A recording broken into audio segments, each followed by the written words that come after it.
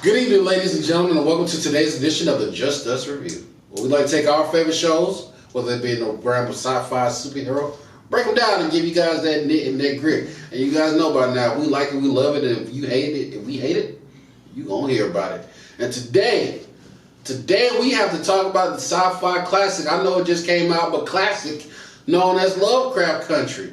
Now, if you know anything about Lovecraft himself, he can go fuck himself with the hottest poker he can find. But but this series itself was one for the ages. Actually, I don't think I've seen many shows like it. So I guess we just forgot about Watchmen, but whatever. Yes, we did. But with that being said, you know, let's start off. I like to start on a lighter note. Mm-hmm. What were some of the good? What's our categories? Okay, our categories are good, bad, and from the boys, Stormfront. Stormfront means it was so irredeemable. May God have mercy on his soul. Like everybody needs to be fired. All jobs to craft services. But let's take it from the top with the goods. What was great and outstanding about this series? Who wants to go first? I will. One thing I loved about this series is that every episode was different. Yes. It brought a new flavor, a new flair. I know one episode was like Temple of Doom. Mm-hmm. One episode was more Scooby-Doo-ish. Mm-hmm. When Hippolyta was trapped in time. Uh-huh. So let me hit y'all with a comparison that I don't think anyone else will make. That was lightweight, some Aeon Flux shit. Actually, it was. That whole episode came off like Aeon Flux to me, and I was like, okay, I see what you're doing, Jordan. Aeon Flux is an anime from the 90s. I didn't watch the anime, I watched the Child League. Well, yeah. You talking about that movie? Throw that away. Yeah, you don't watch the like, anime. Okay. But it was wild in the I know it came from the 90s. anime, but I haven't seen it. And I'm glad that you brought that episode up because I want to start with that one. Mm-hmm. I thought their take on Afrofuturism was a unique one. First of all, I gotta say that was the best episode to me. That was the best episode to me. But yeah, I like that one a lot. I liked that one, but I think there was one that I thought was better. I can't remember which one it was. The one I thought was better was the Korea one. Actually, that was great. that was great in itself. But the reason why I found that episode compelling was because it actually showed the depth of how Hippolyta was so intelligent. Mm-hmm. Like, we've always known that she was smart just from subtle clues. Mm-hmm. But the fact that she was on that level of abstract thinking and just mathematics itself, mm-hmm. I love how brilliant they made this woman and how capable she was. And then from that fact that I felt that actually George was holding her back. In some instances. Exactly. And he regrets doing that because he didn't know that she was making her feel this way. And that speaks to, even from a social aspect, of how a lot of black women subdue themselves in order to prop up black men. So I thought that was a very, insightful point that the show was trying to make. Another instance... And at the same time, they made it nuanced, too, because, he wasn't doing that to be doing that. Exactly. It was like, I don't want you to go out there and get fucked up with all this racist shit that cause like even before they fought monsters and shit, how many instances were they on that one trip where they almost got killed? Well, not even that. Even George even says, hey, growing up, I've experienced these tragic things. Mm-hmm. And just from a husband's perspective to a wife, I wouldn't want my wife, if I was married, I wouldn't want my wife or children to experience any of that. Until go ahead. No, you got it. And until they got to the monsters aspect of it, George wasn't that surprised by anything because this is this type of stuff that happens when you're in these certain areas. And so he was just like, okay, so next time, I don't want you to go by yourself. You can't go instead of me, but you can come with me, and then we can work it out together.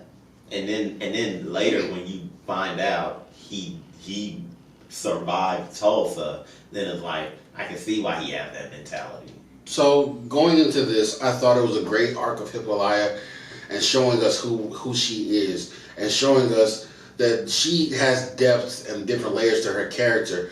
And then we get to the part where it shows her warrior spirit as she's being trained in Africa. Well, I perceive as Africa. I didn't know where that was because she was fighting colonial. Yeah, I was like, Civil War, colonial. yeah. Well, I was looking. I was looking. Like black people against the colonizers. We're just gonna leave it. Well, I saw it a little more deeper than that. I saw it more as, okay, here's a more tribal thing, and if you saw their get up, it was more Greekish. Yeah, it was a blend of stuff from African and Roman, and and then taking into consideration of I know we all call the parallel Hippolyta and Diana, that she's the mother of a warrior and she has to put herself in that position. And then of course she has this wave of racism that she's fighting off against. And then even look at their numbers. Like she's like, we know, even though we're few, we will stand against this tide of male suppression and even in the form of racism. So that's what I gather from it is like, no matter how the odds are stacked against us, we just have to have that will to fight. Right, and like you were saying before, like never once in this show did they dumb down her brilliance. Because we know that from the beginning, you know, she helped with a lot of the Negro Guide for Safe Travels in the first place. And we later find out when they go to the museum that she named a whole star. And that they didn't want her face on it because she was black. So they named it after another person and nobody knew about it. And it just goes to show of how many brilliant minds, brilliant black minds at that discover all these great things and do all these great things and never get the credit for it because of the color of their skin. And not even footnotes in histories. I mean, of course, we said things like this in hidden figures where stuff like this is finally coming to light. So I thought that was a great exposition into her character. I want to add to that in regards to why I think that episode is pretty good and why I like the Korea episode. It takes characters that if not barely touched upon, had so little attention in the previous few episodes of this season, and then allows them a full episode to be fully fleshed out and looked at from a different. This show likes to go left all the time. Yes, it does. Like, and that is literally the thesis statement for this episode. If you going right, go left all the time. What it did was it subverted expectations of the viewer. So most of us are so used to this. Figuring out the episode before it's over or hitting different plot points. But So how many times did they catch you guys off guard? Every episode. Nearly every episode. Now, you brought up an interesting point. I want you to explain the Korea one and why that was so profound. Because of the fact that, so here's the thing.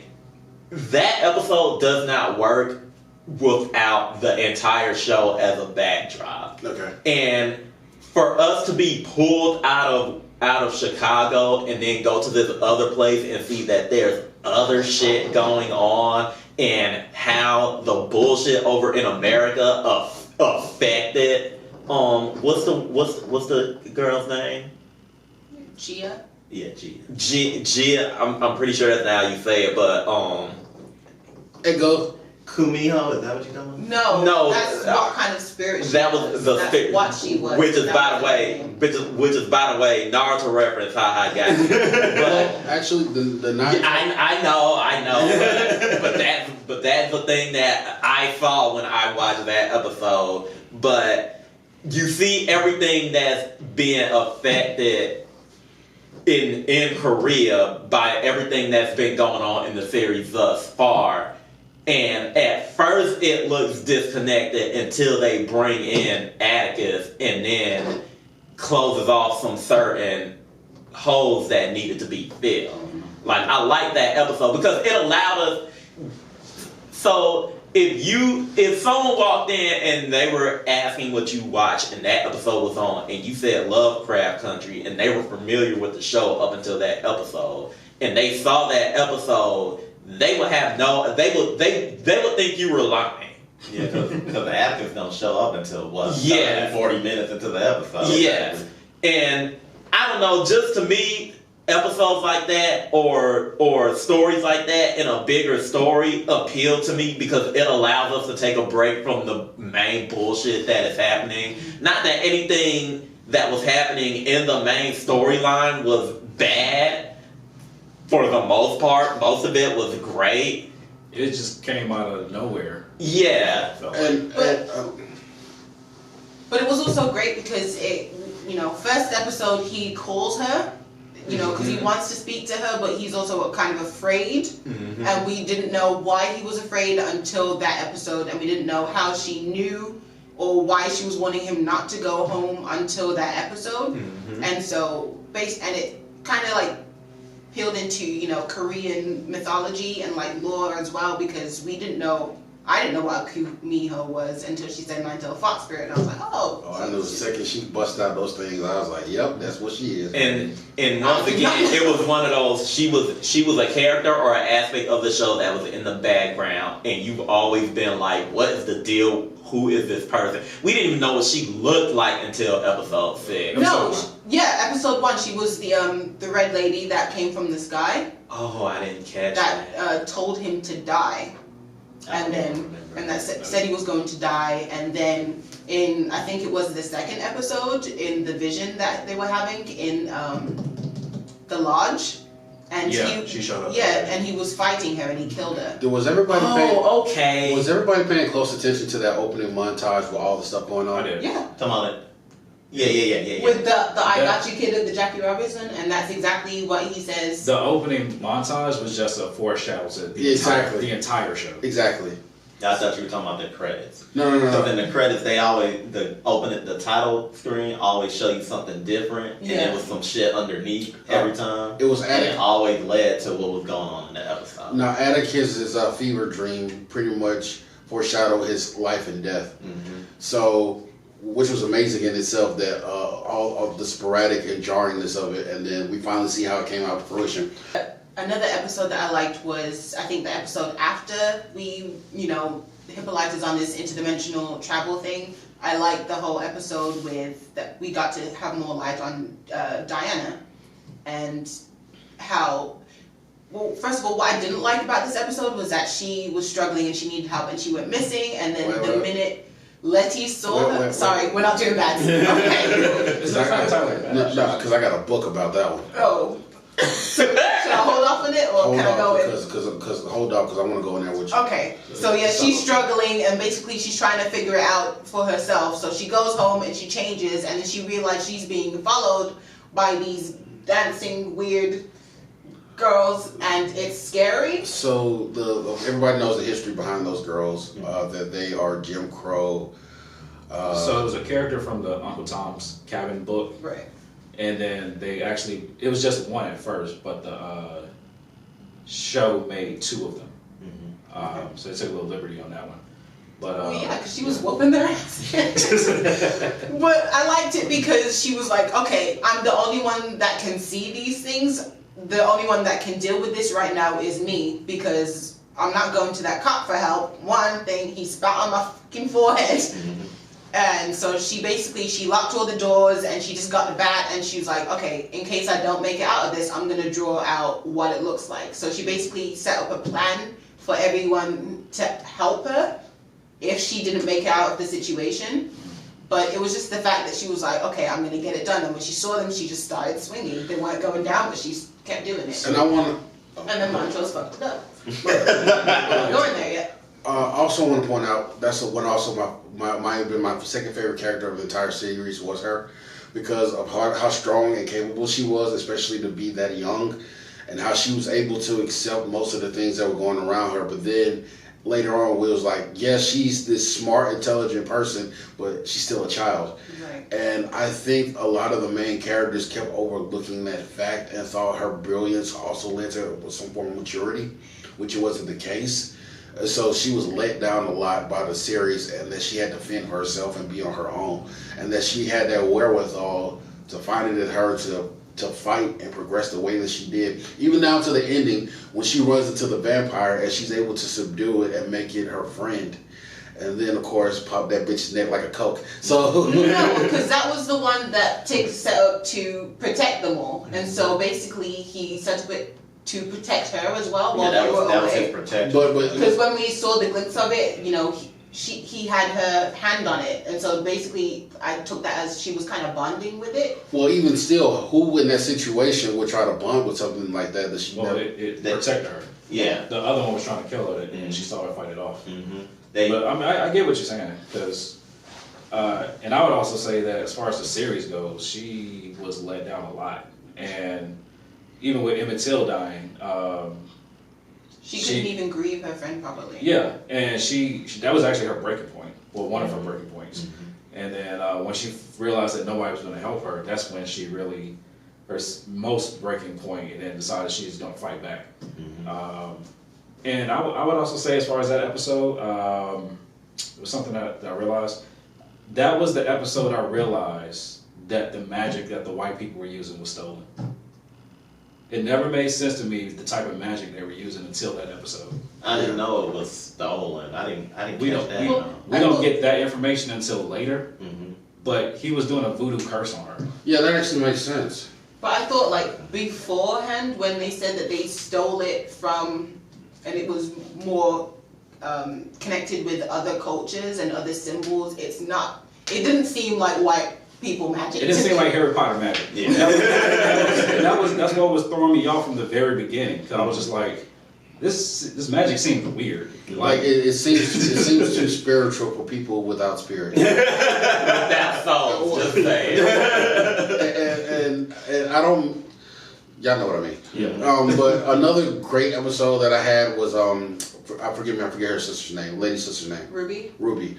I love the episode in which she was transforming into when she took. Let me tell you why.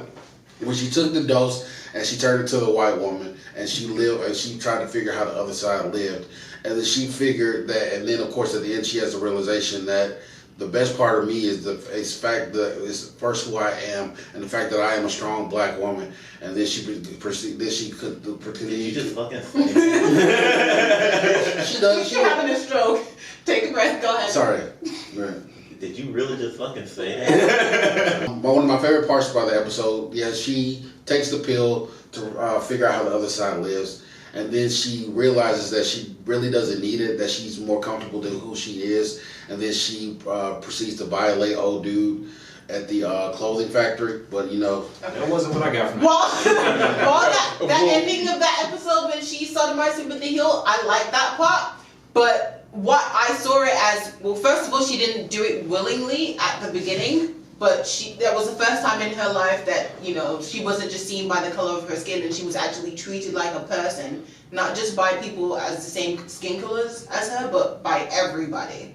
And so it was a new feeling for her, and after her not getting that job, she was just like, okay, well, they won't hire more than one black person on that job because that's just the way things are, so let me try to get this job that I've been trying to get for a whole bunch of times, that I've been denied for a whole bunch of times. And when she gets in the room, she's overqualified for the position that she wants. And the dude interviewing her, he's like, you could take my job. And I just thought how that was funny. Well, not funny, but interesting, because she went through all these obstacles and jumped all these hurdles to be just on the same level as them. And as soon as her skin color changed, they're like, well, you could be higher than I am. Why do you want this particular position when you could be at the top? And then when she runs into the old girl who, she prejudges on the pretenses, but not realizing that she's being preyed upon by this dude, and then she realized, and then the moment when she's having, she asked all the other white women, but she never asked the black girl. Because he had a thing, and then the conversation. What stood out to me was the conversation that she was having with a black woman, which was so meta, that she was like, "You got to be twice as good," and this and that, and then the conversation she's having with her, and then she stops for a minute and realizes the situation, and she's like, "Oh shit, I realize what I'm doing right now, and this is really fucked up in the sense that it's coming from a white woman telling this to a black woman, but I'm not trying to do that." And that's when she has that realization, like, okay, this ain't cool no more. We'll get to it in a minute, because I have so many problems with that episode. My favorite episode was the time travel episode. A lot of people say. Which one? The one where they went back to Tulsa. Okay. Well, that was the only time travel we saw. Hippolyta just went to a different dimension. Yeah. No, she went to a different time. She went everywhere. she went by. She rolled the blow with Ray Charles. Yeah, exactly. But my favorite episode was the time travel episode, mostly because that to me, okay. That episode to me, one, that is where, in my opinion, everything comes to a head. Two, that also, for me, was the episode that felt the most, I guess, adventurous would be the right word. Because, I don't know, I felt like they crafted it in a way where a simple task like, just go get the book and come back. They made it intricate enough so it was like, no, there's going to be complications. Montrose was like 3 out of 5 of those complications. I'm gonna say this, and I just really liked it because whenever we see time travel stories, it's people from today Final frontier. Yeah. going back to the past, or it's people from the future coming back to our time. We never see people from 50 years ago going even further back. And it was so interesting to see how they went back and they was like, we look weird as fuck. And I'm like, that shit looks funny too. But I get it. And I'm glad that you brought that up because there was a profound piece in there. So the grandmother, I forgot what lineage she was. Kate's great-grandmother. Yeah, who was protecting the book. And then she calls out Letty because it shows how Kate, she's like, I've never seen those shoes before and all that type of stuff. So I know that you're not from around And here. I actually caught that when they changed clothes. I was like, why did you change your shoes? You still doing what the trainers? Like, we still doing Chucks? That's what we're doing? Converse? You can't have 2005 Jordans and That's not how that works. What if I got a hoop with MLK? You back there in the 50s and you say rest in peace MLK. Still alive. But no, I think one of the most profound moments, and you guys can disagree if you want, is when Letty is there with the grandma and the fire's going off, and the grandmother doesn't go down.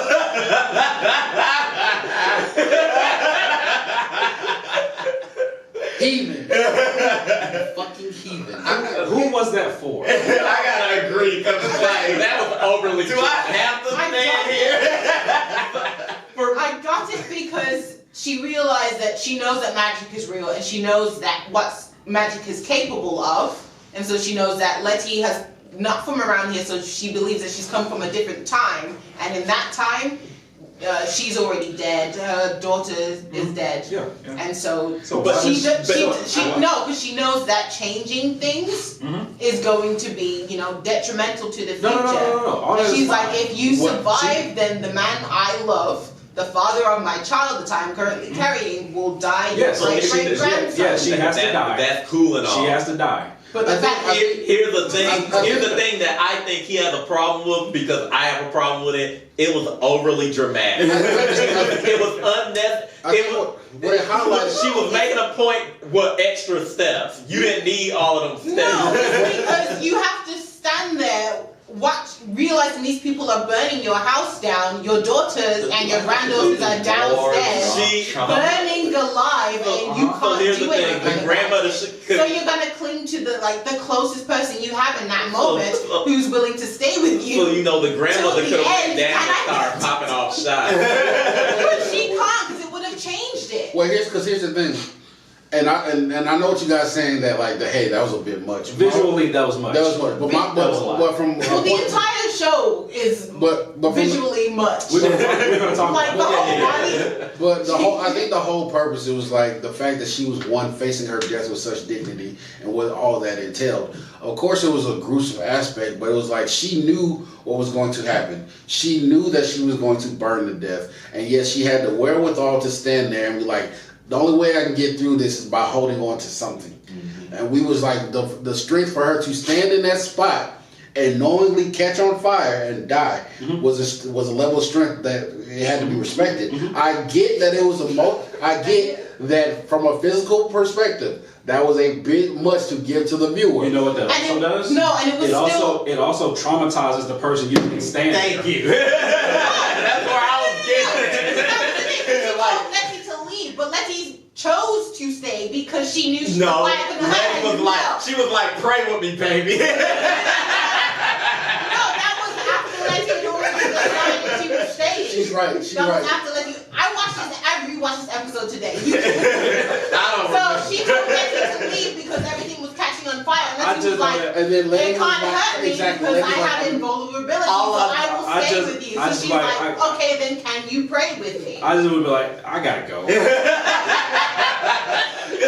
all I thought was pray with me, baby. And in my mind, I'm like, what? Right. So you would leave little old ladies to die by themselves. We get it. Yes. Yes. So- Because we are on a clock. I mean, I would have been like, the future. But again, that was on Letty. The woman already decided, okay, I'm not gonna do anything. But Letty stayed there to comfort her. Because she can hear her daughters. Wait a minute, because he wants to slap me down, but I'm a counter. No, I don't want to stop you down. When we get to the second part, I'm gonna point to you, and I want you to say what you just said. Okay. Cool. Write it down. Make a story about it. Wait, what did you just say? I said we are on a clock. Hold that, because I'm about to go in. That past episode got on my nerves for a On second. cruise. We'll get there. We'll get there. We'll get there. Quick question: who did it better, Tulsa, Lovecraft or Watchmen? Watchmen. So one thing about Lovecraft that I thought this isn't bad. This isn't even a stormfront. It was just derpy as hell. After she stood in that fight. What brought it home for me? What brought it home for me in Lovecraft was the actual planes. I forgot that. Yeah. That they dropped And that was dope because I was like, we didn't see that in Watchmen. We didn't hear planes. No. We probably did. Okay. But then Letty proceeds to just do a little. stroll. Pause. Don't go there yet.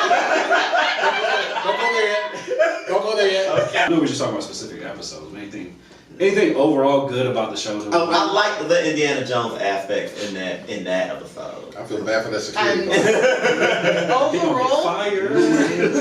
Overall in the show, I like that they intertwine the magic with the science with the religion. Mm-hmm. And because people often think that it's gotta be, like one or the other, but it's like, no, well, technically all of these things can all play into each other. Yeah. And it can all make sense if you actually try to understand. And I like how, well, I've already explained this, but I like how they don't dumb down Hippolyta specifically, because I thought she was great. But they give power to the women while also allowing them to be vulnerable. And as black women, that's not something that we're always allowed to do, because we're supposed to be, this pinnacle of strength, and like we're supposed to take care of everything and save everything, but it's like, we're struggling with things as well. And that's what I thought they were trying to do with Hippolyta's episodes, and it was her way of dealing with her husband's death. But we also saw the strength in that as well as the vulnerability, and the same with Diana's episode as well, and Letty's and Ruby's. We got to see it all, and I really appreciated that. So one of the things I like about this show is the fact that they not afraid to break your heart in some ways. Yeah. And that's in regards with the characters, because it's gonna be some characters that you gonna like, and then they gonna do some fucked up shit, and you gonna be like, oh, well, I don't want to play with you anymore.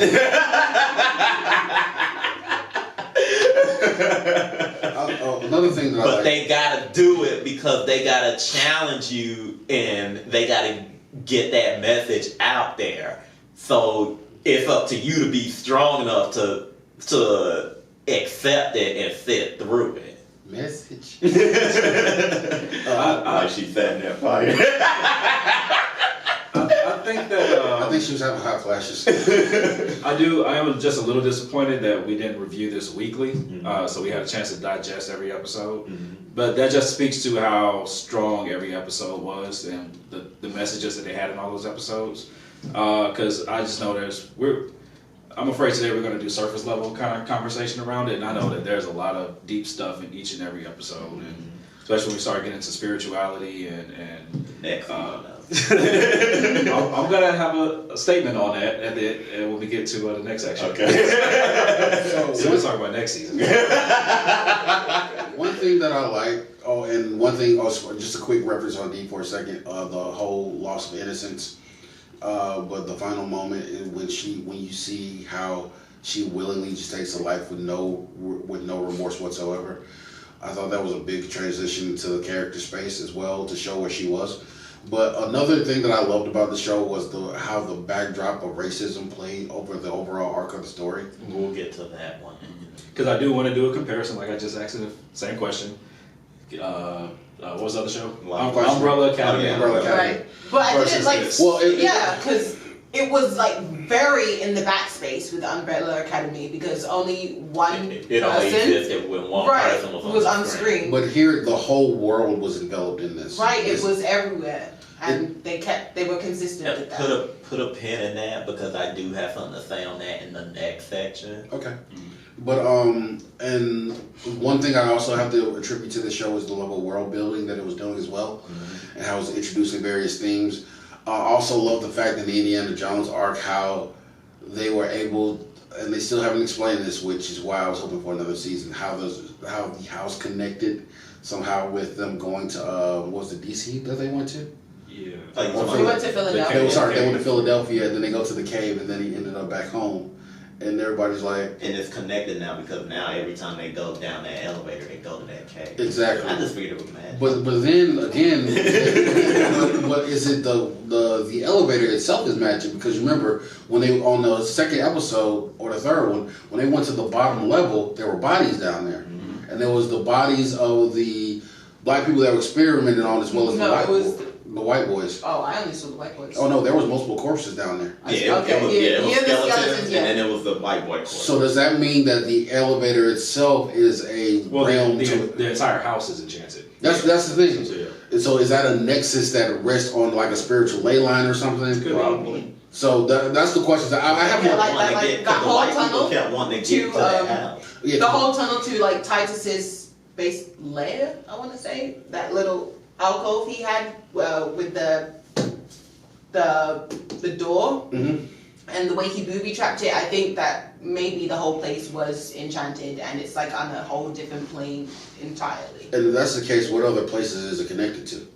So I have more questions about the house than anything. One more thing, I like that they also played into the history and how they would basically erase black people off like entire towns, not just Tulsa, but like they did it with that one restaurant that they were in. I think it was the very first episode that they got to the restaurant. They were like, "This doesn't look like it's not the restaurant like that was on the it's missing some color for one." And they were like, "Okay, so this is different. This is not how it's supposed to be." And then noticing, the fresh paint and how it's all painted white. Why? Because they burned down her other place and they killed her, and then they just rebuilt on top of it. And so I like that they do shed light that this actually happened to not just businesses but people's homes as well. That they just, burned them alive or just killed them and just rebuilt on top of it. And that was it. History. That's some spirit for your ass. Oh, of course, one of my favorite spots is when the vampire thing jumped up and went ham on the cops. So Fuck the police. So now that we got all of our goods out of us, let's go to the bads. I'm gonna start. Go for it. I'm gonna start light. This may be controversial because we was arguing about this shit a couple of days ago, but I'm gonna get into it anyway, and I want y'all thoughts on this. So, if you break down the show, there are 3 aspects to the show: the racism stuff, the horror shit, and what was the third one? The character, the character centric stuff, the drama and stuff. I feel like in some of these episodes, only 2 of those things work with each other, and the third one gets in the way. I see what you mean. It was basically saying is that the show is doing a lot, and it gets a little cluttered. We have the historical aspect, especially when we're talking about the racism stuff. Then you have the mystery adventure stuff with this, and you throw horror into that. And then you have the character-driven pieces as well. But all these things didn't really happen all at the same time. Here's a prime example, and it was during one of the episodes, and they had specific focus on Montrose and his sexuality. If they had did that and the racism stuff, that would have been fine. But then we had to have Ruby running around switching bodies and shit, and I feel like that got into the way of that particular story, even though I know they were trying to make a juxtaposition between what she was going through with her identity and what he was going through with his identity. The problem is... There's too much for one episode. no, the problem is, while this side was grounded in realism, over here we got some ooh spooky boo shit. And it makes his story into a farcical type thing because we're paying attention to the boo spooky boo. Exactly. I didn't see it that way because I was kind of like, okay. It just didn't feel cluttered to me as much as you were saying, because I guess my attention was on both things and I was getting the meaning they were trying to have for both things. For me, it was like his story did fall to the background for me. For me, it was for me, and I agree with you in a sense. For me, it's like the show is called Lovecraft Country, and by that and they set it up that it has that in there. So I can understand what you're saying. Like, why would they keep his story so realistic and have the other one so unrealistic? But for me, that's a question of. So y'all will probably disagree, but Ruby having an identity crisis comes out of nowhere for me. We'll get to Ruby. Because there's a lot of things. Well, she might be in his bags. She is in my bag. I guess she's in mine too. Well, let me explain. But that's not what I didn't want to focus on. Ruby. That was just my example because it was a blatant one.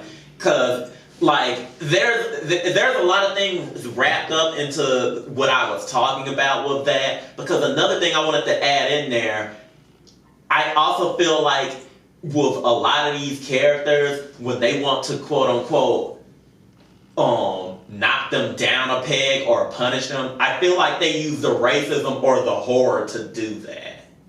And that didn't sit well for me because, I don't know the best way to explain it, but for me, it was somewhat a little bit predictable, but also it's like you're not teaching a lesson by saying if you're selfish, then a honky cop is gonna jump out of the woods and lick your feet.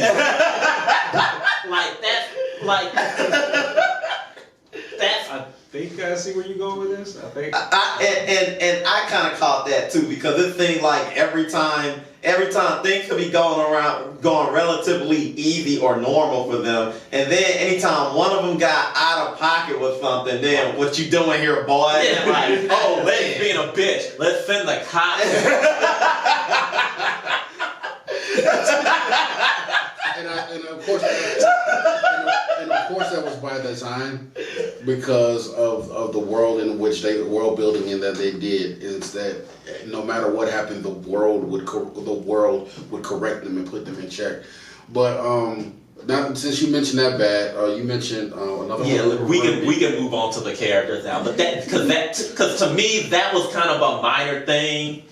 I could be wrong on that. I don't know how y'all feel about that. It has merit, trust me. Yeah, but before we move on to the characters, I just want to point out the selfishness that plays a part in basically everybody.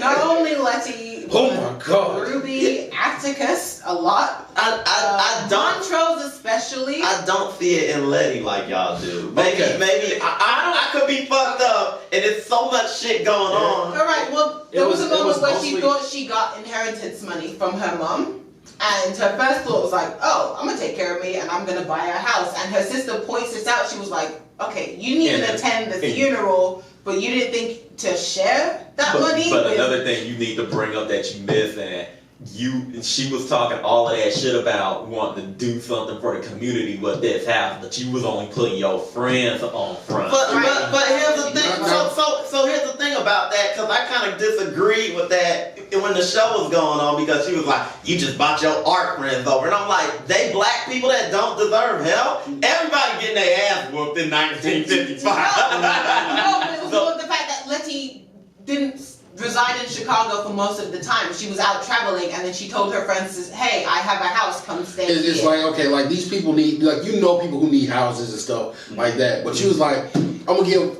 Bobby to go sleep on my couch instead, knowing good and well they ain't gonna do nothing. I guess I see. But it's even deeper than that, because it even goes down to her sister. Because here's the thing. Ruby was right with what she said, but fuck Ruby. Continue. But her sister's name is what? Sorry, Ruby. Ruby. Because my thing is this, and it even goes down to how they were raised. I also believe that Ruby might have been a victim of colorism growing up as well, where her sister probably got more preferential treatment because she was lighter. And that's seen through the way that she's grown up, because Larry was able to do whatever she wants, and the sister was stuck taking care of a mother who was, from what they both let us know, was a piece of shit. But Letty was able to go out and do whatever that she wanted to do, and she had to deal with all the affairs of her mother. And then when she dies, that was like a slap in the face to her. It's like, oh yeah, mom gave you the money. And she's like, wait a minute, I did all the work. You were able to gallivant around the world. You only came back when you needed. I was the responsible one. And now that mom, I'm the smart one and the responsible one. And now that it's time to actually receive rewards, you get it. And that was where Ruby was like, what the fuck is going on? Right. This world ain't fair. And then my thing is, she went with old girl because she's been the only person in her life to give her anything that she's actually ever wanted. Because mind you, she's been abused at home. She's been abused by her family. Overlooked by men. Yeah, everything. And this one woman has been the only person to actually reach out and give her what she actually wanted, or what she thinks she wanted. And I saw that as a refuge from her situation. And then later on in the show, she further shows that she's ready to sacrifice for her family, because when she finds out what she planned to do to Atticus, she tries to help him to her own detriment. And Lady gets to do what she always does. She wasn't helping Atticus because she only cared that Letty was safe. And so that's when Letty said, I need you to choose to be my sister and help me, and that's what got her killed. Okay, and mind you, who suffers again? But she did it. And Lady gets to skate away scot-free again, while she takes you making that thing like that. Well, she didn't skate away scot-free because she still lost Atticus. Did she? Yeah. At the end of the season, she thinks she lost him. So she's lost him, so she's dealing with that loss. And so she's lost not only her sister, her brother won't even speak to her anymore, and she's lost the father of her child. So she just gets to move on from a guy she met for like a week. They were childhood friends. I was talking about that she's only been involved with for like a little while. It's not like she met him off the street. She not only that, they had a past together. Hey, we met in third grade. And they trauma bonded. Okay. So they've been through all this stuff together. They love each other. But Lady again gets to walk away. Everybody else around her dies. Who else was protected besides Lady? The baby.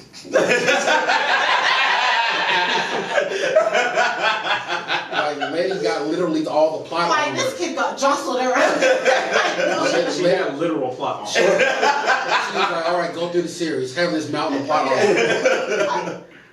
And she did call Tick out for this. Like, everyone but you is dying. She did say that to Tick, and then I saw that the moment she got the chance, she was like, okay, if Tick can't get it, I'm gonna get it. You know that Tick's going to die. You know that he's been foreseen to die. You don't know how to stop it to die, but you're just like, oh, well, since I can't stop it, I'm just gonna make sure I'm covered. Another bad that I have is, I'm sorry, the time travel one. And okay, Hippolyta told them, get your ass in there and out there. And then she says the one person in there who's supposed to be the biggest help. You're supposed to be the guy. No, right. Let's go. Oh, be wanna go fair, see- she told them whatever it is you going through, leave that shit here before you go. He And took- the moment they went in there, he fuck you, daddy, oh, fuck you, son. That's not what happened. That's exactly. Bro, this is She. why- wait. Let me explain what happened. Hippolyta Wait. said, leave that shit Exactly. here. And And as soon as he got through the portal, he started acting up. Wait. Out the window, reciting stuff from newspapers. Wait. And Atticus was like, you are a piece of shit. When this is over, we're through. You can't be my father anymore. You're drunk as hell and we're supposed to be doing Wait, something. Hippolyta was like, leave your shit here, all your shit. That motherfucker went and grabbed 2 suitcases and the overnight bag. I'm taking all my baggage and hop through that portal. Nah, you just do not like lead. So Letty watches her great grandma, her assisted living mom die. God. And next, Tell about falling and can't get up. and next thing you know, She have life alert. next thing you know, Usher comes in and plays the Let It Burn video, and she walks slow-mo down the street. Hippolyta is spazzing, Rolling at the mouth, her eyes are changing color. trying to hold the dimensional space between multiverse. She was Super Saiyan Blue. Hippolyta was holding multiverses in check, and all she asked was that y'all hurry. So Letty is there walking with the book. Wait. Why do you think she was just walking, She's cuddled with the book? strolling. Because she was traumatized.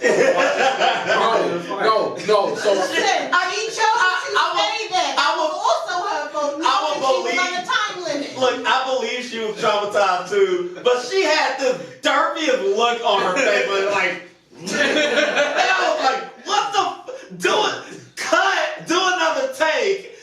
The shit ain't happening for real. It's a green screen. Rewind the DVD and run that again. But in actuality, while filming that episode, that She did get journey, burned. she did get burned and injured. So the problem. Maybe she didn't get There was a little bit of real fire. It was probably the lady's life of her. She finished that take and then ran off. When she was holding her hand, her life alert bracelet overheated.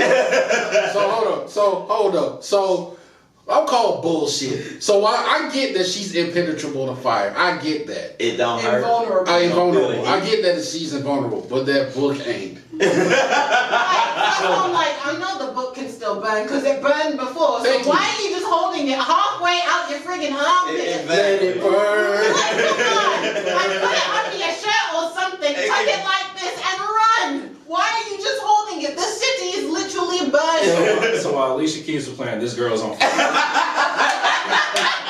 Montrose is still taking his time as well. So as the chorus of "We didn't start the fire." Did Atticus get back first? Atticus, no. Yeah, he got back first. So- He so- tried. Auntie Hippolyta. No. Montrose is looking out the window watching murder porn. Look at me, so I can finish. But the thing is, they knew that we have to get in, get out. We only have a certain amount of time. Dee will literally die if we do not get They this didn't act book. like it. Dee will literally die. It felt like the only one who was rushing to actually get stuff done was Atticus. That's because that motherfucker. Because Montrose He is the Black Tom Cruise. He ran everything. He was hype all the time. All right, let's go. But this leads me to my next bag. It always seems like when serious shit was going on, the cast would be sitting there waiting like they need to transform into their suits. Exactly. It'd be like, hey, that's happening over there. What should we do? So there's this YouTuber me and Christian watch, and whenever shit like that happens, he has this quote: "We should do something. Should we do something?" Because that's literally what they were doing every time. Like, that happened multiple times during the show. Like one of my favorite is when Atticus's dad and uncle is getting their asses worked, and they was like, somebody should do something, and they damn near death. And I'm sitting there, they kids are fighting for their whole life. You talking about in the time, yeah. So the thing about that though is If they had interfered, they would have fucked up the time. No. We realized that Atticus needed to interfere. This was before that. No, So they were just waiting. I know. So they were waiting. Yeah, they were like- waiting on the man with the bat to show up. Yeah, because he was telling him that because this motherfucker was DVD commentary. Ambrose was DVD commentary throughout the. He was like, now see right here, this is the part nobody know about. We was holding hands right there, and then George came in like a superhero and started fighting him up, but he wasn't that strong. I'm like, Jesus Christ. No, this is the part that gets me. So they see the bat on the floor, and then they realize it was Atticus. And then it still takes them 5 minutes. But when he picked that bat up, though, Tom Cruise hype again. Because this is how it went. It went, wait, where'd the guy come from? Then they see the bat. He said, oh, bat right there. He said, They start putting it together. And then You the magical Negro. he's like, boy, it was you who sweet that cat. And then he's like, Like, what if it was Montrose that picked up? Exactly. well, Montrose, First of all, he was drunk. He cannot. he was too full of bitch ass niggas. So first of all, retroactive good. That bat scene. Yeah. This one white woman called it. EA Sports. It's in your ass. First of all, he wound up for this. And when he clocked her, as she hit the ground, she's like, maybe black people need rights. She got her ass over the quickness.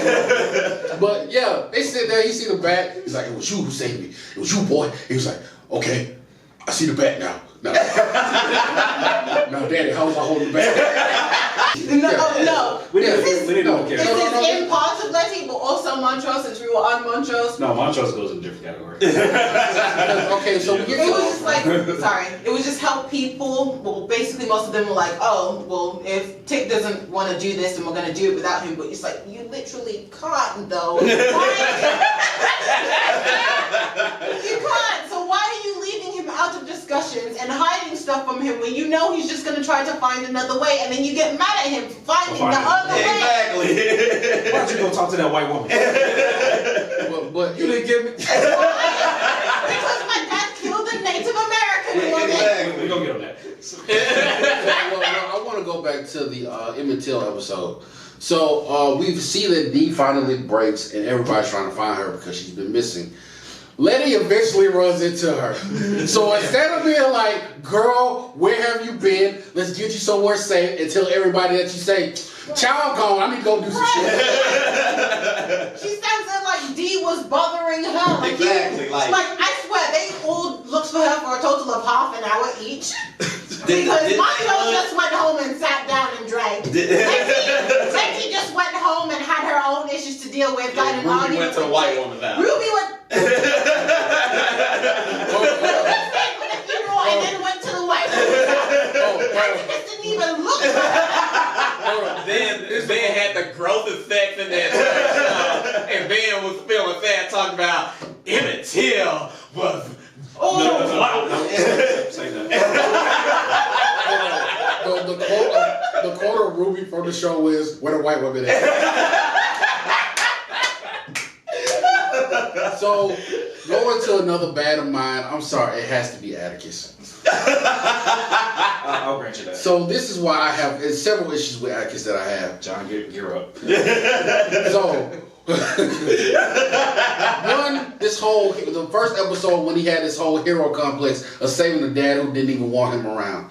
So this dad apparently abused you all these years, treated you like shit, and then you go through hell and high water to save him, and then look surprised. at first, he wasn't sure if he was in danger because he was like, okay, he's missing and he sent me a letter. I have to answer this letter because it's about my mom. So it wasn't a hero complex. It was like, let me just get through this situation so I can leave. And I would even argue it was less about his dad and it was more about his mom. Yeah, and then he gets there, his dad's like, this is obviously a trap. I never wrote to you before in my life, you dumbass. No. He was like, the hell He you said- doing here? I can save myself. He said, I wrote that letter under duress. Your big dumb. No, he didn't even write it, right? No, he said he wrote it out of duress. They forced him, and he was like, "I never even contacted you before, and now of all times you come." He's like, "Dad, I thought you was gonna kiss my ass." So here's my thing. That whole introduction of Michael K. Williams' character was clunky. Yeah. Was choppy. I didn't know what was happening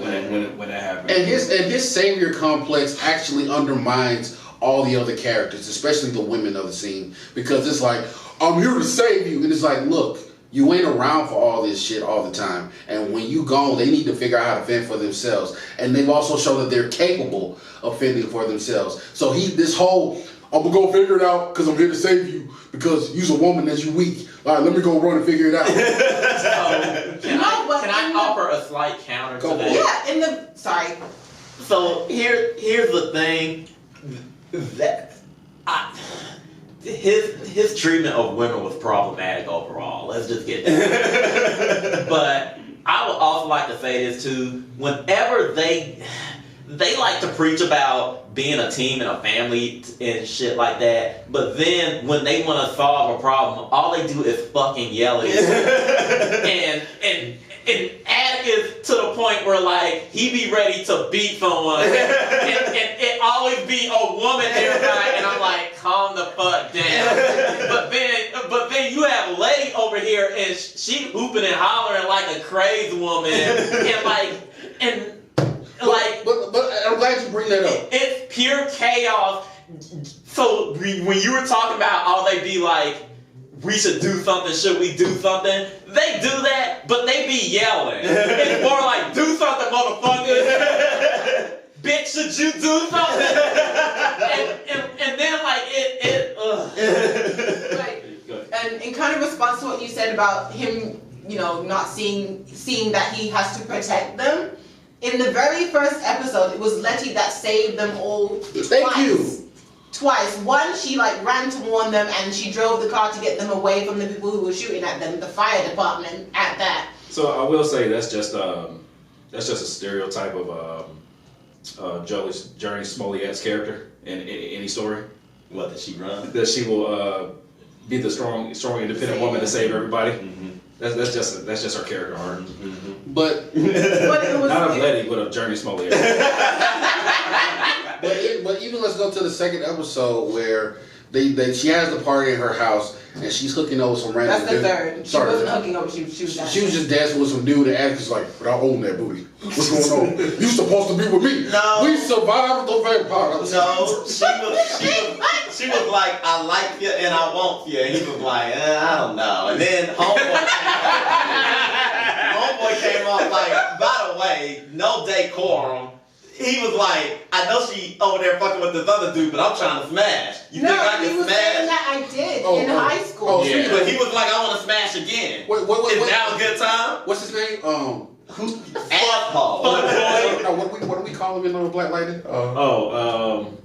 Which character? Wycliffe. Yeah. Wycliffe. That was Wycliffe? That was Wycliffe. That wasn't Wycliffe. Oh. Okay, anyway. So anyway, there's this dude who looked like he only got pussy in high school and never again.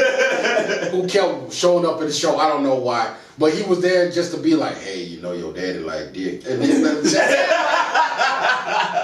Like, you know your girl a hoe. Like, that would be the only reason he popped up. I bet you just like your daddy. And then he just disappeared after they left him in Philly where he need to be. Fuck He him. said he had a girl in Philly. They're like, okay, you stay there. We're gonna go. But it was the fact that very first episode, he's like, you need to save us all right now because you've got this, and I'm not afraid because I just can't be. So it was like, it was still trying to be, I have to be the strong one in this situation, but you're gonna do all the work. So, but we're not on goods right now, but I literally like that they didn't have her looking behind her, stumbling and crying. She was like, nah, I'm gonna go. I'm running for my life. But for used to that. for Atticus to be a man of action, a lot of times he would just freeze in place. Like back in the first episode when they fighting the vampire things, and the white cops was in. I was like, one, you could have taken them down and taken over that situation, but One doesn't even have an arm. Exactly. Like, come on. and the other one has his back to you. You know, you can take over the situation. But no, I gotta see how it play out. It was a lot of show no tell coming from him in a lot of situations. And the biggest offense that he had is when the Asian chick, I forgot her name. Gia. Huh? Gia. When Gia shows up, she comes all this way to warn your ass. That really confused me. And when she's like, look, you about to die. Yeah, I have feelings for you. I still kind of do. And for him to go on that tirade in front of Yeah, Lennon, I didn't like that shit at all. I was like, wait, what? Nah, I still want to hit it. No, you don't understand. That was in the past. Bitch, you need to leave. And I was like, I didn't like that shit I at all. get that whole situation freaked you out, but before that, he said, there is nothing you could tell me that would make me feel other than the way I felt about you. And he even, well, not only did he lie, but he even went as far as to say what we had wasn't real and kind of invalidate her feelings But about see, him. that's It wasn't the even thing. while she was there. Right. She But was see- like, I'm trying to save your life. Like, But see, that's the thing with Atticus that I really didn't like. Whenever he's backed into a wall like that, like, the first thing he knows how to do is hurt people. right, Yeah. attack Like, everybody else. And I don't mean just physically, well, I don't mean physically, I mean emotionally. He has to emotionally hurt him, like Montrose aside his dickery, like, the first thing he knew to do when he was cutting up back in the past was hit at his feelings. Yeah, because he knew earlier, because he knew the episode before, he said, no matter how super gay I was, I knew that I was going to have a son because I really wanted a son. And he said that shit to hurt him. He said and he does that all the time, and it's like you could find a better way to resolve issues like that. Exactly. But the only reason you do that is to get revenge on those same people that you feel slighted you physically or that they did. Because Gia was not trying to hurt him when she freaked out and turned into the fox like that. Right. But to be fair, he had not experienced supernatural. Counter! She tried to warn him with a fairy tale. Okay. She literally was like, She was going to tell him. yeah, and she was like, now look here now, this is a blah blah blah. She was trying to work him into that. counter. It's a big difference before a bitch telling me the story of the Little Red Riding Hood, and there's a wolf that dressed like a bitch, and then she take her head off and she the goddamn wolf. She was trying to ease him into it by telling him the history of it first. And Exactly. then she tried to tell him about it and he cut her off. Okay. And then when she lost control when they was in bed, he perceived that as a slight to him. Okay, wait a second. Now Montrose was beating his ass, so I can get that. Wait a But second. at the She same had shit coming out of her. Coming to his defense, the way that this dude grew up, like looking over his shoulder in his own home. Mm-hmm. So when he sees something that's out of place or different or that he's not used to, he freaked out and he lashed She out. had 9 tails come out of her orifices. He was You tell aware me- of that and it freaked him out. Okay, there's such thing as penis monsters that run around, they look like humans, and they rip their faces off, and it's just a dick there. Have you met them? Now, if there was a Are dick you here, speaking from personal you would be experience? freaking the fuck out. So, and he did freak out. And Why then, he ran away? but it was even before that when she was trying to have sex with him the first time when she was planning to kill him. She had 2 tails in his eyes and 1 in his ass. That's another freak. I was talking about before that when he tried to justify him killing her best friend and how he wasn't taking any responsibility for it. Because when he felt like he was just doing the duty of his country, what he was supposed to do, he was like, okay, well, I'm right, everybody else is wrong. And so he's kind of like took on that personality throughout the entire show. I'm right and everybody else is wrong. Exactly. But I gotta defend him on that too because he was just following orders. And he was. I'm not but him disputing just- that. But I'm talking about the mentality that he had throughout the entire show. And him just following orders doesn't make him a better character. I didn't say it did. And my thing is- And then he that's went it. as far to call her a monster after going on about, we're Yeah, not like- monsters and we're not who our parents make us out to be. But that's also the hat that he rests his hero complex on too. Did he call her a monster? Yeah. did. Yeah. I don't remember that. In the argument, probably- he called her a monster. He said everything we had wasn't real. Did he do it then or It was after he.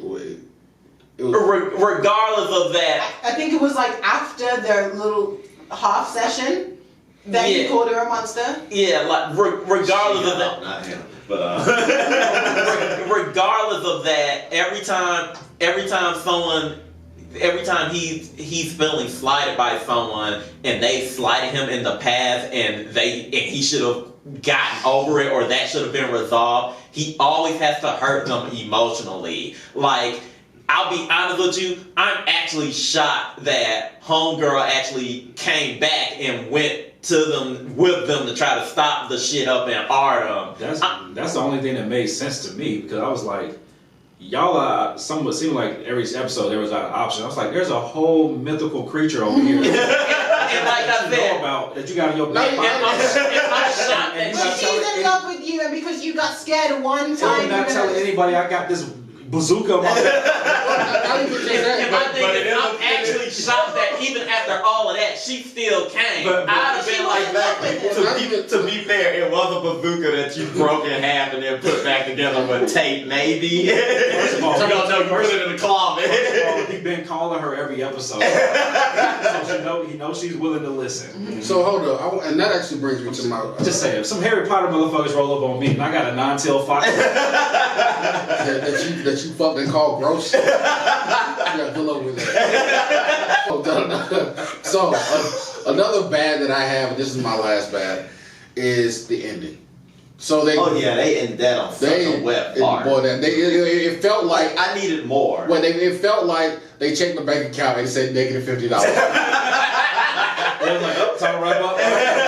Because the planning that they executed to go out through this plan with Atticus didn't make any sense.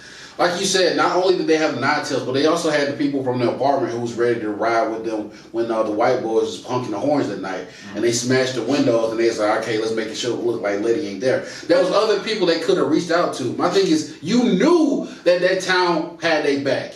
You knew that there was a town of people down the street who rolled with them. But They didn't need all the people. They just needed Apparently they did. Letty to do the incantations of it, and what they thought was that Ruby had given them the blood. I'm sorry, question. How many spells has Lady cast? No, because his great grandmother went over the entire thing with her and told her exactly how to do I'm it. glad you read the instruction manual. How many spells did Lady cast through this whole show? But here's the thing, though. So you gonna let the Muggle cast the first spell that depends on my life? Okay, no, I got you. No one in the You town. mean the voodoo priestess who helped them in the beginning? I got you. White Knight time. Do You it. talk about muggles, and you want to introduce a whole town of people who have never seen magic before to help you go fight an intergalactic battle. I want to introduce a bunch of people I ain't seen before to hold off these white people who coming for us. Okay, but why? Okay, You gotta give me a reason why. What's really going on? We rolling up there because Atticus is in trouble. Oh, okay, I don't know him. Yeah, but you helped Letty. okay. Okay, You I don't know him. You guys are forgetting. Letty's in danger. Atticus was supposed to die. The only one who didn't know Atticus was going to die was Montrose. So they went there with the intention of Atticus dying. Which was, he knew. I'm sorry, that was hilarious. He's like, at the end, he's like, come on, boy, come on, boy, this is push up. I didn't get that. Come on, boy, eat this on tap. Montrose, he wrote a letter.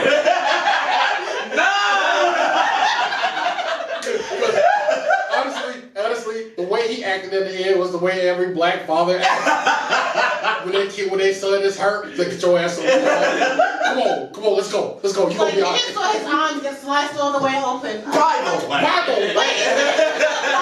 good, let's go. He should have been dead in 0.2 seconds. That motherfucker sat there and bled the ocean. So we talked about the show ending on a wet fart. Here's my bad. That's part of my bad. Also, my hope. I don't want a season 2.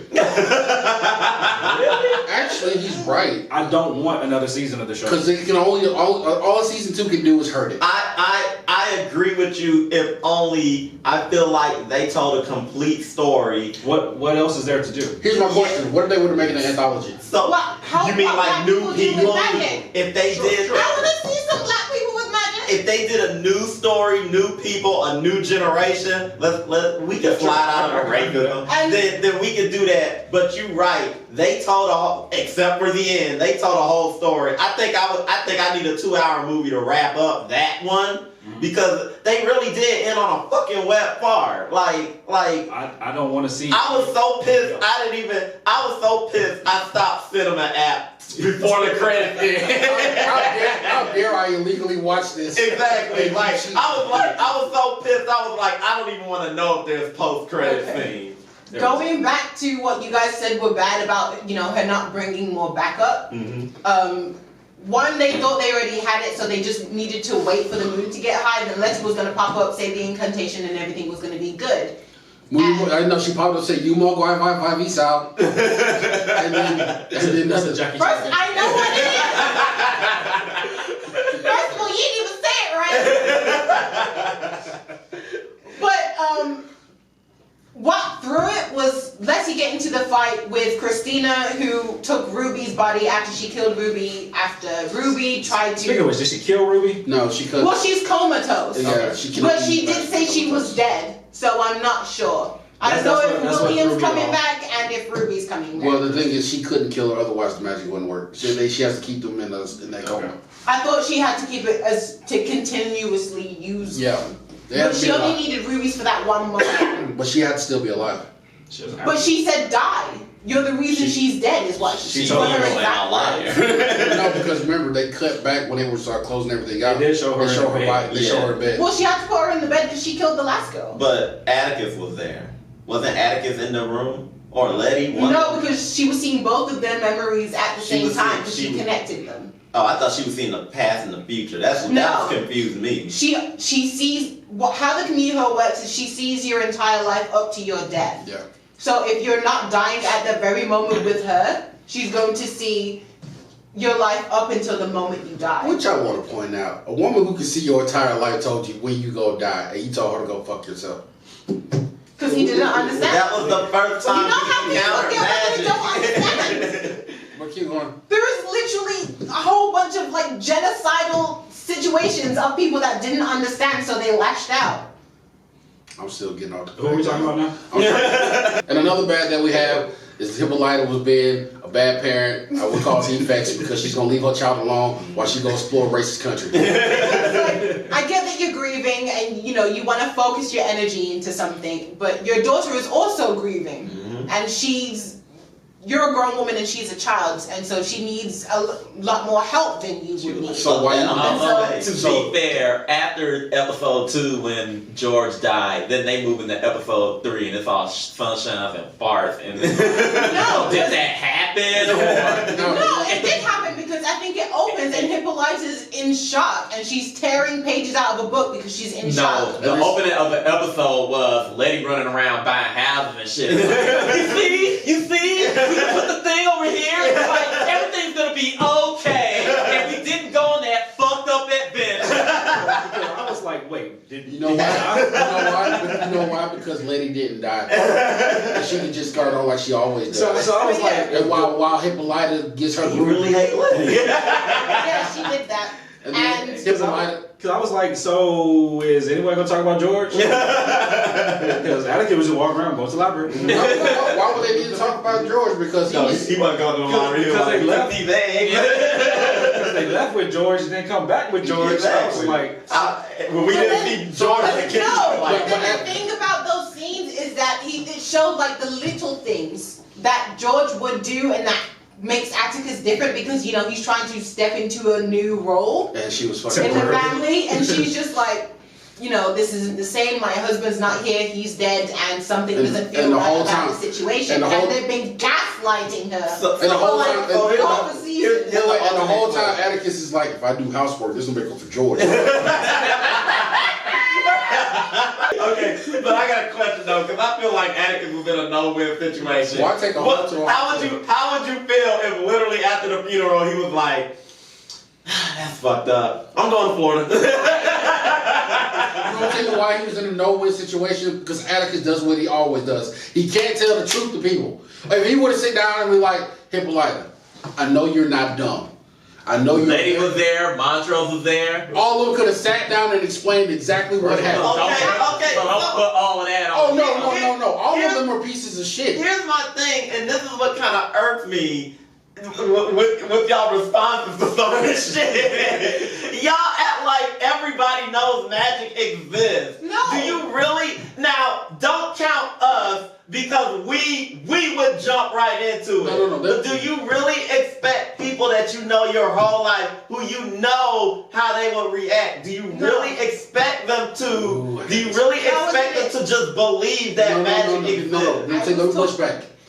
Hippolyta is first of all smart enough. When she went on her own journey, she figured out the little astrolabe thing. So she realized that there was things out there that was bigger than herself. She was talking about multiple universes before they even brought it up. That was studies and shit that white people did. No. That was mathematical and physical concepts that were not concepts. What is mathematical about a fucking vampire? Wait, no. Multiverse. That's mathematical concepts that are their own theories. So you telling me she couldn't take something in the vein of magic for 3 people that she hold close? Well, sorry, 2.5 people she hold close. Fuck lady. 2 people that she hold close. 2 people that she hold close. Like, look. No, because you're telling this person who only looked at that stuff as possibility and not realistic that one, magic and science are kind of different. So why was George able to accept this, but we don't think Hippolyta could accept it? The nigga went on the adventure.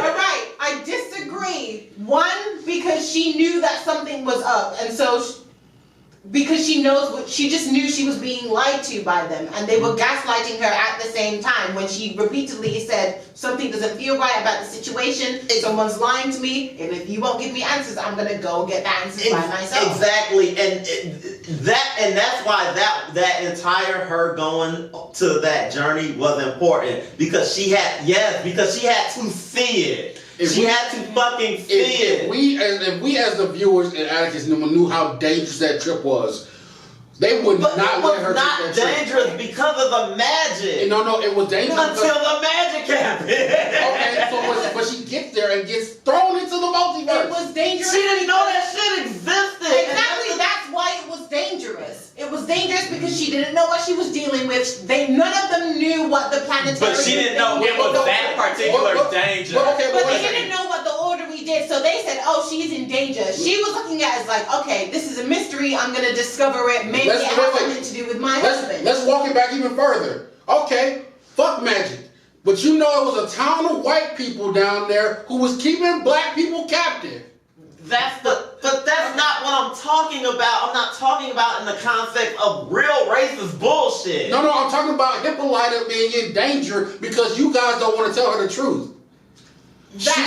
She went on a version. She went into one of the most dangerous. But also, she is also well versed in the guide, and she knows that there is nowhere on that guide that is safe for her at that moment, and she went anyway. So it's not down to them holding information for her that didn't protect her. Yes, they did that, but she also knew of her own accord. That's why she didn't bring her child, because she knew it was dangerous. And she was went ready by to die. herself, and she deliberately, in a selfish way, went on that adventure, stayed for 200 years, and just came back to her child by chance. You guys know right now that the Stormfront is the worst of the worst and damn near destroyed the shows. Mm-hmm. And I'm sorry. What? I'm sorry. Okay, and go. All right, so the White Walker. All right, The White Walker. the White Walker. Yeah, Christina. I get her. I get her character, and then I don't get her character. So, Specifically, because we're about to bring it up, the Emmett's her not being able to sympathize with the way Emmett Till died. She pays for someone to brutalize her, murder her the same way Emmett Till dies. So I'm like, okay, this looks like character growth. Right after she was like, I don't care about Emmett Till and all that shit. Yeah, because you don't give a fuck either because you ran up in here to be a white woman and fuck me because you wanted to escape from that shit. So I just feel like she had a skewed way of looking at the world, and I thought maybe she realized it herself. She was like, okay, maybe if I like or really love this black woman, let me see what she's going through. So let me try to empathize with her by experiencing Emmett Till's death. So in her own fucked up way, she was trying to do it. She was trying to empathize. So she gets out of the water. She lives. She's like, okay, damn, that was fucked up. Next episode. All right, so I'm still killing y'all. It's actually a little more than that. So wait, a little bit of a sidebar. During that interaction, she fought back. Yeah. Why? You paid for this. I would be pissed off if I was the white man that got paid to beat your ass. Like, the fuck you fighting back for? So hold on. You told us to do this. So Get down. So there's another element to her that I also want to bring up. Now, when we're introduced to her, she's this, kept woman who her father doesn't want to teach her magic because it's a patriarchal thing, and he doesn't believe that women should have power X, Y, and Z, and he sees how this affect her and how she's being treated. And then when her father dies, it's like, okay, I want the same shit my father wanted, and I'm like, wait a second. You're free to do whatever you want now. You actually have the power and the means to be able to do what you want. Mm-hmm. But your objective now is to gain what your father was trying to seek instead of being your own person. Mm-hmm. So here's the thing about that, and she explains it. She says that she wanted to take his power, the power that he was seeking, and use it in the complete different way that he was going to use it, which was to further the racist bullshit and all of that other stuff. In other words, make it a white man's world. That's what he was trying to do. She was all about herself. Like, I just want to live forever and experience everything. Exactly. She's sort of like a DC supervillain. But here's my issue with it. The enemy of my enemy is my friend. And in the first and second episode, you was sitting up here trying to barter friendship with Atticus and the rest of their crew and whatnot. But then you don't really stick to that shit throughout the rest of the series. And it's like, I feel like all of this shit would have been resolved if y'all just sat the fuck down and had a conversation about it. This whole series would have been over 5 minutes had they done this. But also that wouldn't have worked because either way, Atticus was the last blood heir at that moment, and she wanted to be immortal because she wanted to experience things. That they weren't going to let that happen. They couldn't have come to an agreement because he needed to die in the ceremony. That's fair. So I solved the problem, and Atticus wouldn't have had to die at all. So there's this thing called a time machine. Episode blah blah blah. Just go back to the time when episode 1 happened, get your daddy's blood or whatever, and then use that shit. Well, no, because the dad was trying to use Atticus too to make this happen. You're not listening. The dad was trying to open a portal to the Garden of Eden. Yes, Atticus would have died with that as well, but he wanted to go to another plane entirely to live out his immortality there. He wanted to be immortal on a different plane entirely because there was no death in there. Well, she just wanted to live on this plane. What you would have to do is go to the you have to take the same time machine back to Tulsa and grab one of the people who was going to die anyway in his bloodline and pull one of them. Or get your daddy. Because here's my thing. One of the three people who she would have died in the fire anyway. You grab her, bring her back in the time machine, and use her. But the thing is, there was a cousin that got out. She just didn't have any children. Here's the thing. No, you don't do that because then... You're giving her what she wants. Exactly. If you hate your daddy, then use him in the spell. But they needed a direct bloodline. They were cousins. Is direct blood. They were cousins. His ancestor was Titus's brother, so it wasn't like a direct. Then line. use that white man that. They needed Atticus's family. It's a direct line. Do not let me finish. Okay, go ahead. In the last episode, the white man that they summoned Titus. Huh? Titus. Yeah, use him. He's part of Atticus's bloodline. Go back in Okay. time. They can Get only Titus. keep him for a moment, and they just need Go him. back for- Go back in time because there is this thing called a time machine. Go back in time, scoop him, put him in the machine. Okay. You So- know that they needed the help of their ancestors to even hold him in that circle for a certain amount of time. Do you think? No, you said use the time machine, right, to go back. Titus, They're in the who is 1950s. Okay, I who get is it. very well versed. The motherfucker out there doing Doctor Strange shit in the past. Yeah, that probably wouldn't Like work. that. I didn't pay for the Letty DLC where she wears all these stupid ass outfits. That's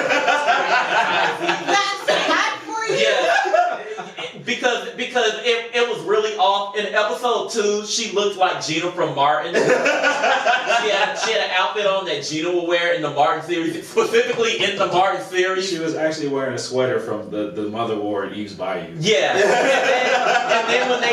then when they went on the Temple of Doom trip, she was dressed like April O'Neil. What the fuck was up with that reference? I am This is so a- sorry you didn't like her This is sense a of fashion. stormfront.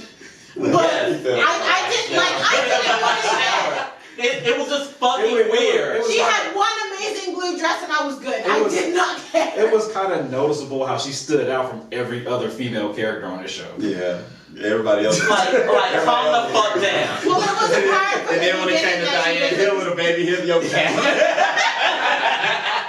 The main stormfront that we want to address is, of course, Atticus's father, Montro, who's been the unnecessary thorn in the side for this entire series. So before we start on Macho, I have to This say man this was a about him. friggin' pitchchfork. For what? I have to say this about him. I get it. No. and- I'm not trying to redeem him in any way when I say what I'm gonna say. And condescending looked up at him. But they made Atticus out to be such a sad person. I was just sad every time he was on the screen. Ooh. Atticus was I'm sorry, not Atticus, Montro. He was a piece of dry shit on the And, show. and on top, and on top of that, you know that I am a drinker. But literally every time he was on the screen, my liver hurt. Every time I saw him, every time he came on the screen, I'm like, here we go again. What you about to fuck up now? All right, no. To back Jonathan up just for a little bit. To back him up for a little bit. I understand. Don't interrupt me. I understand that yes, you have childhood trauma, but after you're out of that situation and then you pass on that same trauma to your own child, that's your fault. And Like he wasn't just passing it on to him. Like even with dude he was hooking up with, like he straight up said, every time it feels like I'm getting close to you, then you want to fuck it up. right. So, he was just a piece of shit. And he used I I get that he was beat, but then he would turn around and unnecessarily, and I thought it was something deeper than that. It's But, not even just the beatings. Like you gotta remember, he lived through the Tulsa. Right, so it was So not only his so the- internalized homophobia, but it was his trauma from that night as well. Oh, so was George beating on D? Oh no, because he chose to end that thing, so he had a not good relationship with only his that, child. George wasn't gay. George wasn't treated differently in his home. And I get that he went through a lot of stuff, and I'm not trying to dismiss any of that. But the level that he would sit there and beat Atticus, It wasn't even the beating of Atticus for me, because I can see where the passing down the violence through the family, that's how that goes, because that's the only way that he understood how to communicate his frustrations. but It was the fucking up the mission because it was to the point that I felt like he was an enemy, like he was a threat that they needed to deal with. Because he, like, the stuff that he was doing, I was like, he knows something and he's trying to keep them from knowing the truth. And then you find out more information, it was like, oh, it wasn't really that big of a deal. And it was like when Atticus beat him up, I actually cheered because I'm like, good, because he's messed up the mission again because What he is was that? like, I missed this. No, after he killed the Native killed the American Native woman. American woman. Oh yeah. The next day, Atticus is like, He put hands on him. right, whooped his ass. Why? Because you messed up the mission, and now he needs to find another way to deal with the situation. But you're gonna get mad because he's finding another way to deal with the situation. Yeah. What is it? That's what pissed me off about Letty. Is like, do you not see what's going on here? Now y'all back at square one, and you're mad at Atticus because he's mad at the motherfucker that fucked the shit up. But yet, wait, there's a second. I gotta ask somebody else to this boat too. George, bring your ass. So you know that Atticus could have been potentially your son, yet you let this man beat your this son? child! You piece of shit. Like, I had such sympathy for George, but then when I found out, I was like, I hope you called gangrene. Like, I hope it really hurt when you died. Like, not only did you step out on Hippolyta, but then you let your son get... Well, I think it was before Hippolyta. I don't give a damn. But if he was George's child, yes, he still allowed him to be abused in his home and then run away to war because he thought war was better than living. And you know what? In his house. And when he told him that, had Atticus reached for the nearest tire iron and beat that ass, I would have gave this show a 10 out of 10. Jonathan, my guy, we got the same name. I know you're trying to get these roles. I get that. You got the Marvel role. Exactly. Congratulations. You got the Marvel role. You in there. You can do any Disney shit. Exactly. If they want you to play Mr. T in Toy Story 5, you got it. What Marvel role did he get? He's playing Kang the Conqueror. Maybe. Yeah. He's in Ant-Man 3. We don't know it. But that's not the point.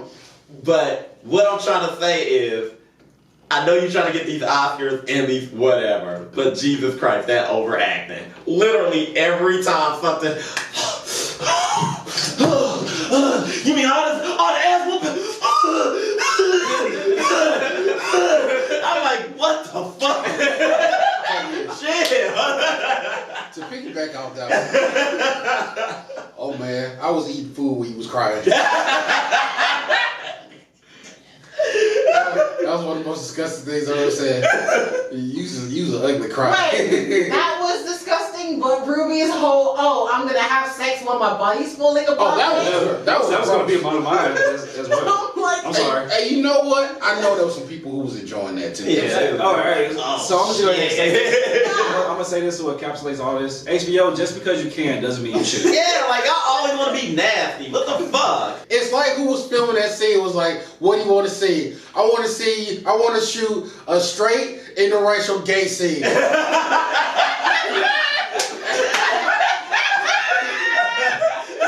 With two people at the same damn time. They was like, I want this as intersectional as possible.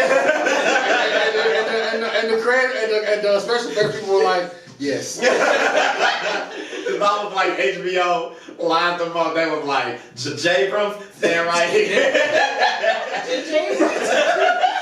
You know, he has that herb. He saying his name properly. So J-Abrams, my problem. Misha, Jordan, get over here. You can do whatever you want. You're gonna make it weird. That was the weirdest. I got the gore of it because they're like, magic isn't all like this sparkly, wonderful, flowery stuff that you think it's gonna be. It's real. And so with the metamorphosis of the caterpillars and the butterflies, what they were going for is that it literally sheds, and so she was shedding the skin. All I caught was they went from pounding to scissoring.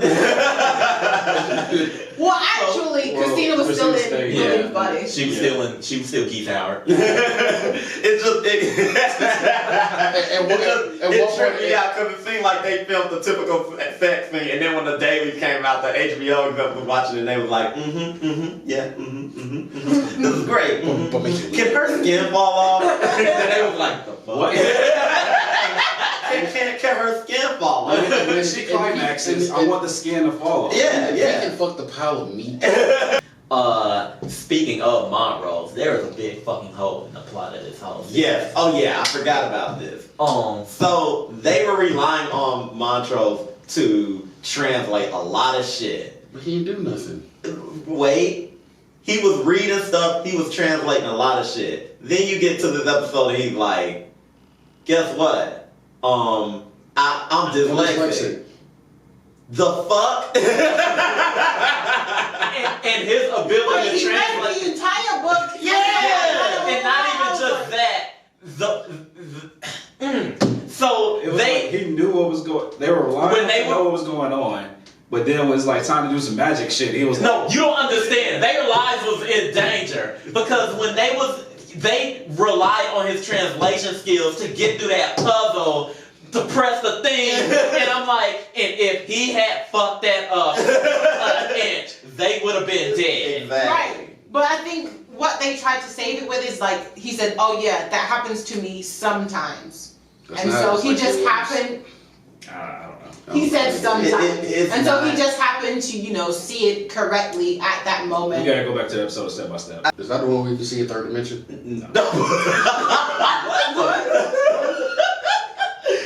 We already see in 3D. Dyslexia is when sometimes you read words, letters. No, there's also this thing where images that you see appear more 3D, 2D images that you see appear 3D. That ain't dyslexia. That's a beautiful mind. Yeah. which speaking of that, there was an episode where it was Hippolyta. Yeah, she started doing it. Was that the beautiful mind shit or was Yeah. okay? I was like, wait, are those holograms? Is she copying the shit down? I thought she was looking at them and copying them down, and then they was doing I saw it. triangles, I was like, see, she's smart. Stormfront for me. This was Lovecraft Country. Mhm. It was a little bit of Lovecraft infused in here. Mhm. I guess. I'm glad they left it out because the only reason I didn't watch this from the beginning because I was like, fuck Lovecraft. Yeah. One, I never liked it as a thing anyway, and then later I found out that motherfucker was racist, and I was like, why do I want to watch this? Yeah, so and then every week on the internet, everybody was like, oh my god, they did this shit, and I was like, oh.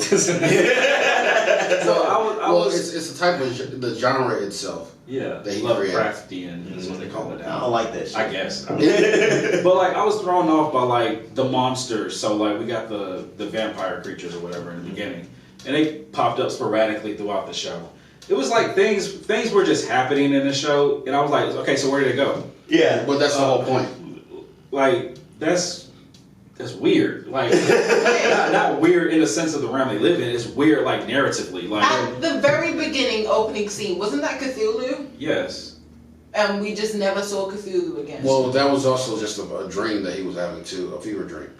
But as we saw it, like it was dropping like acorns to what happens in the season. So they were just like, "Oh, there's gonna be monsters, but it's not this monster." But the whole purpose was to paint this realm where we understand that monsters in some capacity do exist. Cthulhu was the white man. Well, no, Maybe, no. no. We paint the world that we understand that there are monsters inside this world, and that they exist, and we just figure them out as part of the norm. And then later on, we even learned that even Atticus knows this, that there are things in this world that we can't explain, but there's a precedence for them. But yeah, overall, I felt like there were things that were just happening, and we had to catch up to it. And things felt, of course, unexplained until they brought things full circle, whatever what they tried to do. Like the girl, like we didn't see Atticus' journey to his when he did his time travel thing. He was just told us in the middle of the next episode. He was like, "Hey, so I went to the future." Yeah. And hey, we had a black president. That may be something that we see in the next season. What happened in the future, how he got the book, and we now know that the woman with the robot arm that pushed him back into the portal was Diana. Yeah. Wait, what? He said someone with a robot arm. A woman with a robot arm sent him handed me back. the book and pushed me back into the portal. Yeah. And then we see later Diana, she has a robot arm because of the knowledge that her mom brought back. And at first I was assuming.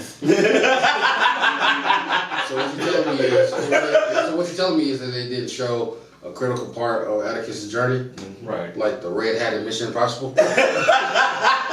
Rabbit foot and shut up. So,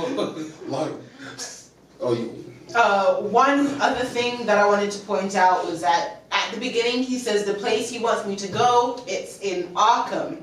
which is in Lovecraft Country. So Arkham is in Lovecraft Country, but Ardham isn't.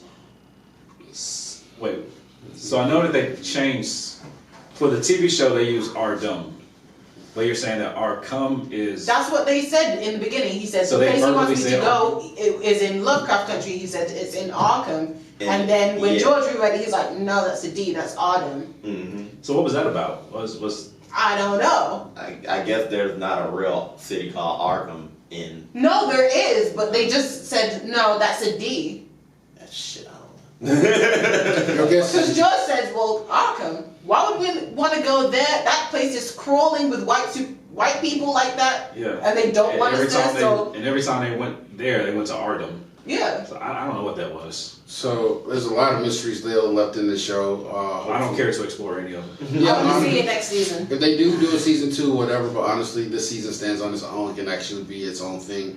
I would actually like to follow somebody else. But as you guys can see, there was a lot of twists and turns in the season, a lot of great things for compelling storytelling, things that they've done. There was also a lot of negative aspects too. Oh Jesus Christ, I did. But as you can see, tell us what your favorite parts were. Tell us some of the things that we might have missed that you caught on to. And tell us some of your favorite moments and worst moments and gross moments out there. Like when Atticus's dad Montrose used so much slob to penetrate that. It wasn't. That was so unnecessary. Anyway, thank you guys. Like and subscribe. I was just like, Jesus Christ. They needed lube back then. But until next time, how dry was it?